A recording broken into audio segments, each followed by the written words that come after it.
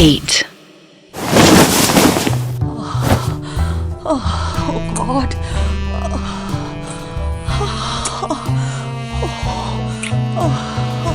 अथर्व की गोद में आते ही राधिका एक बार फिर वही टीचर बन गई जो पढ़ने से पहले एक्सरसाइज करने के लिए कहा करती थी। अथर्व ने पूरे पैशन के साथ राधिका को बड़ी सी टेबल पर लिटा दिया। राधिका भी जीन्स टी शर्ट में थी। उसकी जीन्स खोलना अथर्व के लिए थोड़ा टफ हो रहा था, पर अब राधिका का इंजन गर्म हो चुका था। ओपन इट यार, जल्दी। दोनों इतने बेसब्र थे कि उनके पास टी शर्ट उतारने का भी पेशेंस नहीं था। अथर्व ने राधिका को अपनी तरफ खींचा और उसके जोर से काट लिया। जंगली, इजी, आराम से करो। राधिका ने अथर्व को पीछे पुश किया। अथर्व इधर उधर देखने लगा। क्या हुआ? क्या ढूंढ रहे हो? अरे यार, तुम्हारे हाथ बहुत डिस्टर्ब कर रहे हैं। अथर्व को एक पुराना माउस दिख गया। उसने वही खींच के निकाला। What are you doing? Just go inside, damn it. Atharva ने उस माउस के तार से राधिका के दोनों हाथों को सर के ऊपर करके बांधने लगा। No way! हटो, you're ruining my mood. पर अथर्व का तो पहले ही मूड बन चुका था। उसने राधिका के पेट पर किसेस स्टार्ट कर दिए।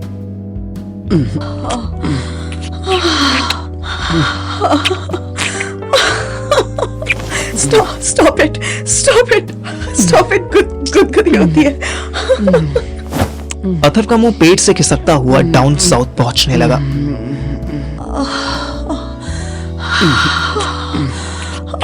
God damn it. Yes. Radhika ने खुद ही अपने दोनों हाथ ऊपर कर लिए। अगले सेकंड में उसने अपनी टी शर्ट भी उतार दी। अथर्व उसके ग्लोव्स की मसाज करने लगा। मसाज करते करते वो फिर पैरों की बीच से बाहर निकला। माउस की वायर से राधिका के दोनों हाथों को कोहनी की तरफ से बांध दिया। इस बार राधिका ने कोई ऑब्जेक्शन नहीं किया। ठरक उसकी आंखों में तैर रही थी। अथर्व खुद सुपर ठगी हो चुका था, पर उसकी प्रायोरिटी इस वक्त कुछ और थी। अथर्व ने कीबोर्ड के वायर से राधिका के दोनों पैर आपस में बांध दिए। What? Why? ऐसे कैसे करोगे? अथर्व सीधा हुआ। मैं सही इंटरोगेशन ऐसे ही कर पाऊंगा। What? तुम मुझे हनी ट्रैप कर रहे थे, हाँ? हाँ? तुम्हें तो सेटराइसिस था ना, हाँ? था नहीं, है, समझी? लेकिन मैंने इसके साथ जीना सीख लिया है। हाँ, तो अब तू बता साली, रंडी ऑफ द ईयर, क्यों फोड़ा पार्थिव के घर पे बॉम्ब? हाँ, क्या बिगाड़ा था उस शरीफ आदमी ने तेरा? राधिका के चेहरे का रंग बदला। उसने हिलडुल कर अपने हाथ खोलने की पूरी कोशिश की, पर कामयाब नहीं हुई। मेरे हाथ खोल पहले मेरे, and let me get dressed. Oh baby, तेरी ट्रेनिंग नहीं हुई क्या ठीक से? हाँ, अगर मुझे ही हाथ खोलना होता तो मैं बांधता ही क्यों? हाँ बोलो, चूतिया, साली, रंडी। तू ये टुच्ची हरकत सेक्स पूरा करने के बाद भी कर सकता था ना, है? करेक्ट, मैं कर सकता था, लेकिन ये थोड़ा रिस्की हो जाता, क्योंकि मैं तब तक थक जाता और तू फ्लिप करके मुझे बांध सकती थी, है ना? यही चल रहा था ना तेरे दिमाग में? बोल। राधिका ने नजर फेर ली। वैसे मानना पड़ेगा, तेरा फिगर तो बहुत ही शानदार है। अच्छा ये बता, तू कबीर को फंसाने के लिए इसी फिगर का इस्तेमाल करती है ना? नहीं, कबीर was my क्या? Your what? ठोकू? है? चूतिया? Shut up! He was like my brother. Atharva shocked हो गया। तभी उसका फोन बजा।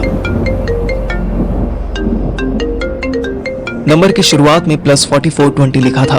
वो सोचने लगा, फिर याद आया ये लंदन का कोड था। अथर्व ने कॉल काटी और मैसेज डाल दिया, I will call you right back. अचानक राधिका के चेहरे पर स्माइल आई। ओह, किसी स्पेशल का कॉल था क्या? हाँ? ओह अच्छा। Oh baby, it's none of your business. तू बस ये बता कि पार्थिव के घर में तूने बॉम्ब क्यों लगाया, और कबीर तेरा भाई कैसे हुआ? जवाब में राधिका और जोर से हंसी। श्रेया की कॉल थी ना, हाँ? Cute, you are so cute ना, हाँ? ओह, इसका मतलब श्रेया लंदन पहुंच गई।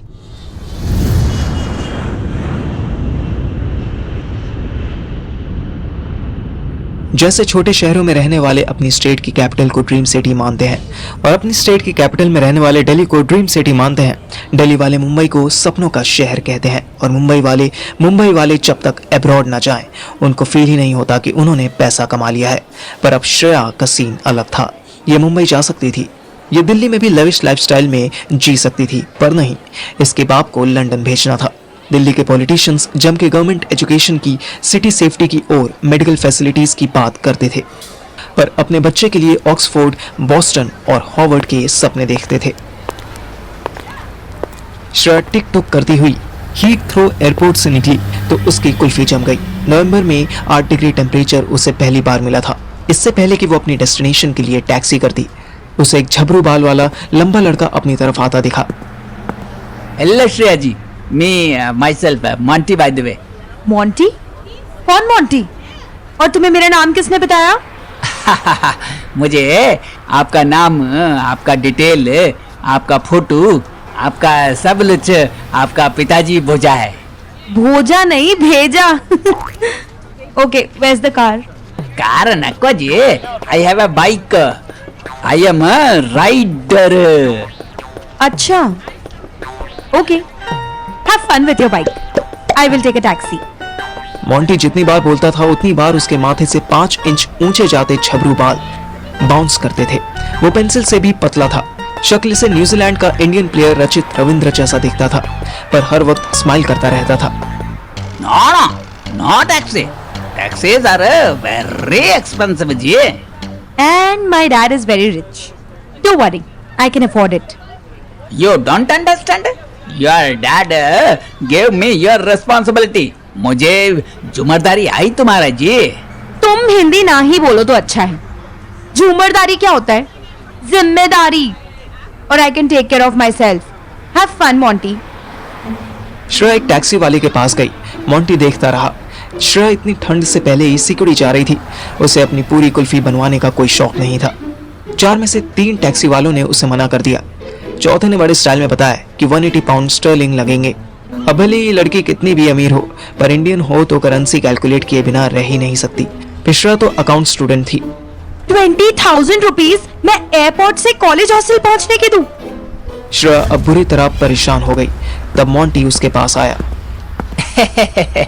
भाई हिंदी सीखना है जी, please talk with me in Hindi only. My full to Hindi बकना चाहता है। बकना नहीं, बोलना डफर। एनीवेज, ठीक है, बोल लो हिंदी, निकाल दो अपनी भड़ास। अरे नहीं, आई एम 30% तमिल, 30% हिंदी और 40% British ji. My mother was Tamil, my father was from Delhi only. अच्छा, और पड़ोसी ब्रिटिश था? My getting not ji. आप टैक्सी छोड़ो ना, बाइक पर आओ। इट्स छोड़ो और बाइक के पीछे क्यों पड़े हो? यहाँ पब्लिक ट्रांसपोर्ट नहीं है।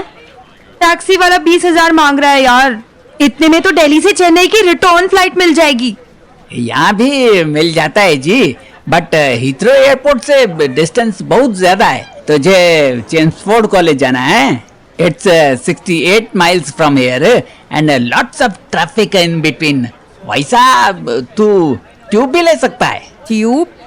What's tube? लंदन अंडरग्राउंड, जैसा दिल्ली का मेट्रो। अच्छा, इस इम्पोर्टेंट इन्फॉर्मेशन के लिए थैंक यू। बट 2 सूटकेसेस लेकर मैं मेट्रो में जाऊंगी। तो मेरी बाइक में आ जाओ, उसमें सूटकेस ठूसने का एरिया नो प्रॉब्लम जी। अच्छा, ऐसी कौन सी बाइक है जिसमें 2 सूटकेसेस आ जाएंगे? और मैं क्या तेरे सर पे बैठूंगी? सरपेंट है? सरपेंट नहीं, सर पे। Oh no no no, come with me. Monty Shreya को अपने साथ ले गया। श्रेया की आंखें खुली रह गई। उसने सबसे पहले तो मॉन्टी की बाइक की फोटो ली। दिस इज मेरा bike ji, you like it? Like it? पूछते हो लाइक इट? पहले तो ये बताओ कि ये बाइक ही है ना? अथर्व मेरी जगह देख लेता तो डांस करने लगता। अथर्व? Who is Atharva? है एक। ये कौन सी बाइक है? This is my Basanti, BMW के 1600 ग्रैंड अमेरिका। तुमने इस बाइक का नाम बसंती रख दिया? तुम बॉलीवुड मूवीज भी देखते हो? नो, मेरा माँ बहन देखता, मतलब मेरा माँ का बहन देखता। उनका नाम बसंती, मैं उनका नाम अपना बाइक पे रखा। Oh, so you gave your aunt's name to your bike so you can ride it? Disgusting. Shreya ने दोनों सूटकेस मोंटी को थमा दिए। वो थोड़ा कंफ्यूज हो गया। नहीं, जैसा तुम चूसता है वैसा आएगा नहीं। चूसता नहीं, सोचता, इडियट। मोंटी ने श्रेया को एक लेदर जैकेट दी, एक खुद पहनी। उसकी K1600 BMW मॉडिफाइड थी। उसमें पीछे लगेज रखने के लिए ढेर सारा स्पेस था। 5 मिनट बाद सारे ट्रैफिक को उंगली दिखाती हुई मोंटी की सुपर बाइक उड़ गई। श्रेया ने मोंटी के कंधे पर हाथ रख दिया। उसको रह रहकर अथर्व याद आ रहा था।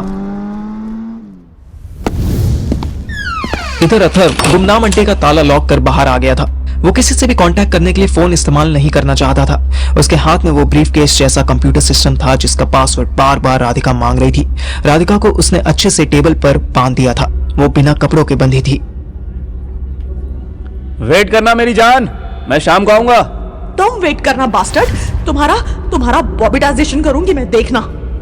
अथर्व को बॉबीटाइजेशन का मतलब अभी रिसेंटली पता चला था। राधिका उसका अली बाबा काटने की धमकी दे रही थी, पर उसने राधिका को अच्छे से बांध दिया था। वो उन वायर्स को खोलने की जितनी कोशिश करती उतनी वायर उसके हाथ में टाइट हो जाती। अथर्व जानता था कि जैसे ही वो मेरे बाप को राधिका के बारे में बताएगा वैसे ही वो गाली देगा कि उसने राधिका को वहीं क्यों नहीं मार डाला। पर अथर्व अभी ठीक से एजेंट नहीं बना था। वो किसी की किलिंग कैसे करता। उसने मुझे कॉल किया। दोपहर के 1 बज रहे थे। रुक जा, तू कुछ बोल मत, बस सुन। आज शाम को 7:30 बजे वंदे भारत को हेलो बोलने चले जाइयो। Number 3, bye. अथर्व बिल्कुल खुफिया जासूस जैसा साउंड कर रहा था। मैं इतना तो समझ गया था कि अथर्व मेरे लिए कुछ भेजने वाला था। 90% चांस था कि वो लैपटॉप भेजेगा, पर किसके साथ? उसके पास इतना भरोसे का आदमी कौन आ गया था?